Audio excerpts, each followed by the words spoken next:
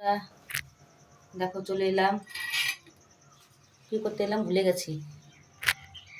দেখো চলে এলাম এখানে সবজি কাটতে। কি সবজি কাটবো, রান্না বসাতে হবে।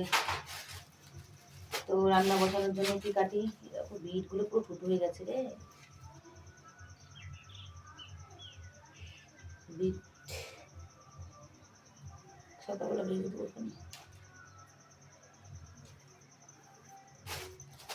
দেখো ডিমের ঝোল রান্না করব। আলু কাটছি, ডিমের ঝোলের সঙ্গে একটা বিট ভেজা, দুটো বিট ভাজা করে দেবো। ডিমের ঝোলের সঙ্গে একটা বিট ভাজা করবো, দুটো না একটা। এ করে সকালবেলা ভাজা করবো। তো আজকে এইটুকু রান্না হবে। ডিমের ঝোল রান্না করবো, বিট ভাজা রান্না করবো। আদা কোথায়, আদা আদা আদা পাদা, এই আদা পেয়ে গেছি। আদা তো খারাপ দিচ্ছে কদিন দোকান থেকে, কি বলবো। বাবা কি ভয় পেয়ে গেলাম। দেখো বন্ধুরা, আদা আনছিল কতখানি, দেখো কত বড় পোকা বেরোচ্ছে আদার থেকে, কি ভয় পেয়েছি আমি। বাবা বাবা, কি বড় একটা পোকা। আদা আদা পোকা প্রথম দেখলাম এত বড় হয়। দেখো ভিতরে, বেরা বেরা বেরা বেরা। বাবা কি লম্বা হয় আদার পোকা। বন্ধু কে কে দেখেছো আদার পোকা? বেরাচ্ছেও না।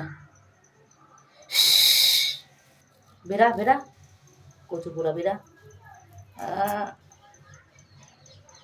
দেখো বন্ধুরা, আদার পোকা হয়ে গেছে। পোকাটা তো খাবোই না। কতক্ষণে আদা ফেলে দিলাম দেখো পোকার জন্য।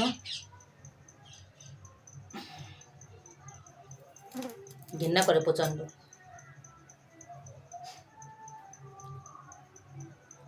দোকানদার ঠকাচ্ছে আমাদের কদিন। এত পোকা আদা কেউ দেয় বলো? পোকা আদা দিয়ে দিয়েছে, একদম কুতিয়া, কি বলবো। তো বন্ধুরা, আপনারা একটু বেশি করে সাপোর্ট করো। আর দেখো এখন আমি রান্না বান্না করবো,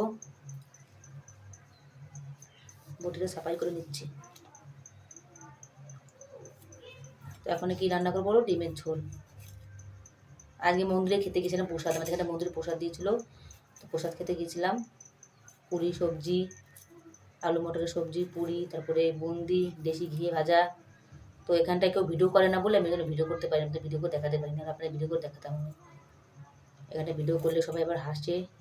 আর এখানটায় কেউ ভিডিও করে না, এখানে নিয়ম নেই ভিডিও করার, কোনো ভিডিও করার নিয়ম নেই এখানটায়। তো তার জন্য আমি ভিডিও করতে পারিনি।